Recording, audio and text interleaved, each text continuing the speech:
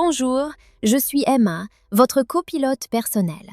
Je vous donne des armes concrètes pour séduire et pour votre épanouissement relationnel et sexuel. Pas des théories, des mécanismes réels, observables, vérifiables.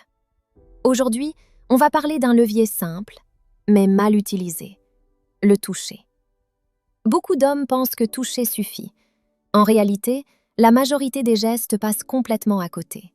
Et pire, certains gestes ferment une femme, même si elle était intéressée au départ. Pourquoi? Parce que le cerveau féminin ne réagit pas au contact en lui-même. Il réagit à l'intention perçue, plus le contexte, plus le timing. Donc, deux hommes peuvent faire le même geste et obtenir des réactions opposées. Dans cette vidéo, je vais te montrer 10 endroits précis avec ce qui se passe réellement dans sa tête et surtout comment les utiliser concrètement dans la vraie vie. Si tu veux des choses applicables, vérifiables, aime la vidéo, partage-la si tu reconnais des situations réelles et abonne-toi avec les notifications activées. On commence. 1. Les mains. Le test immédiat. C'est presque toujours le premier point de contact. Situation réelle, vous êtes en train de discuter.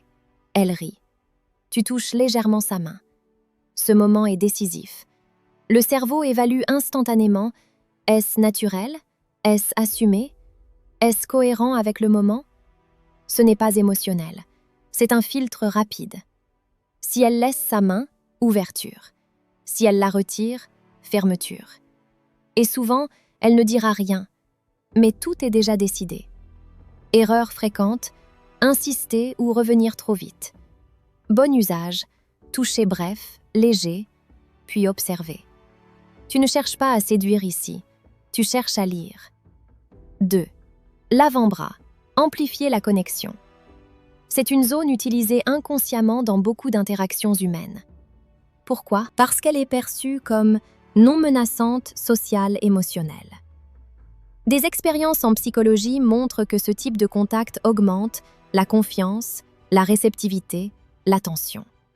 Exemple concret. Tu veux marquer un moment. Tu sais ce que j'ai remarqué chez toi? Toucher léger de l'avant-bras. T'es plus attentive que la plupart des gens. Le toucher rend la phrase plus impactante. Important, pas de pression, pas de durée excessive, juste assez pour marquer le moment. 3. L'épaule. Lire le confort réel. L'épaule est une zone très utile pour tester. Tu poses ta main brièvement, et là, le corps répond. Elle reste naturelle, flèche confort, elle se crispe légèrement, flèche inconfort. Ce sont des micro-signaux, souvent invisibles pour un homme qui ne fait pas attention, mais très clairs. Erreur classique, ignorer ces signaux. Résultat, escalade mal calibrée implique rejet. Bon usage, tester, observer, ajuster immédiatement. C'est une zone de diagnostic.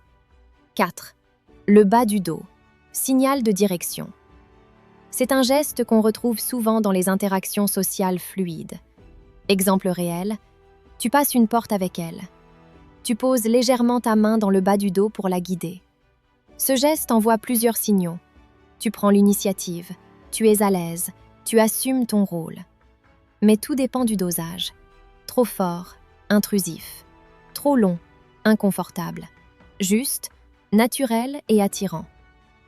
Le cerveau associe ce geste à une forme de leadership calme. 5. Le haut du bras, installer la proximité. C'est une zone intermédiaire. Elle permet de passer de interaction sociale vers interaction plus personnelle. Exemple, vous êtes en train de marcher. Tu touches brièvement le haut de son bras en parlant. C'est discret, mais ça crée un lien. Pourquoi? Parce que c'est une zone moins neutre que l'avant-bras, mais encore acceptable socialement. Utilisation, transition, moment léger, complicité. 6. Le regard, le vrai déclencheur. Sans ça, rien ne fonctionne. Tu peux toucher toutes les zones du monde. Si ton regard fuit, il n'y a pas de tension. Situation réelle. Elle parle. Tu l'écoutes. Tu maintiens le regard. 1 seconde de plus que la norme. Silence. C'est là que le cerveau bascule. Des études montrent que le regard prolongé augmente l'attirance, renforce la connexion, crée une tension émotionnelle. C'est souvent le moment où elle commence à te voir différemment. 7. Les cheveux. Charge émotionnelle subtile. C'est une zone très forte, mais délicate. À utiliser uniquement si elle est déjà proche, elle est à l'aise. Le contact est déjà établi ailleurs. Exemple réel. Tu enlèves doucement une mèche de ses cheveux. Ce geste est perçu comme attentionné, intime, maîtrisé, mais mal calibré, flèche gênant. Règle. Si tu hésites, c'est que c'est trop tôt. 8. Le genou. Test avancé. Situation. Vous êtes assis côte à côte. Vos jambes sont proches. Contact léger du genou. C'est une zone très révélatrice, parce que elle est difficile à ignorer. Elle implique une proximité réelle. Réaction possible. Elle reste, implique ouverture. Elle se retire, implique limite. Ici, tout est très clair. 9. La taille. Engagement physique. La taille marque une vraie transition. Ce n'est plus du test, c'est une forme d'affirmation. Donc, si elle n'est pas déjà réceptive, implique rejet immédiat. Mais si le contexte est bon, regard, proximité, contact préalable, alors ça devient naturel. Erreur. Brûler les étapes. Bonne lecture. Attendre qu'elle accepte la proximité. 10. Le cou. Zone intime et vulnérable. Le cou est une zone très sensible, mais aussi très protégée. Le cerveau la considère comme intime, vulnérable, émotionnelle. Donc, si tu y vas trop tôt, rejet fort. Si c'est au bon moment, effet puissant.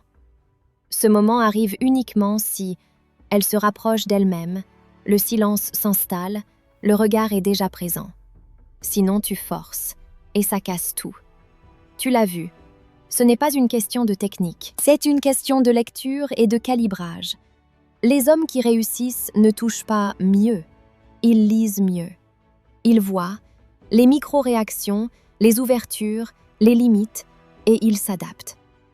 Maintenant, pose-toi une question simple.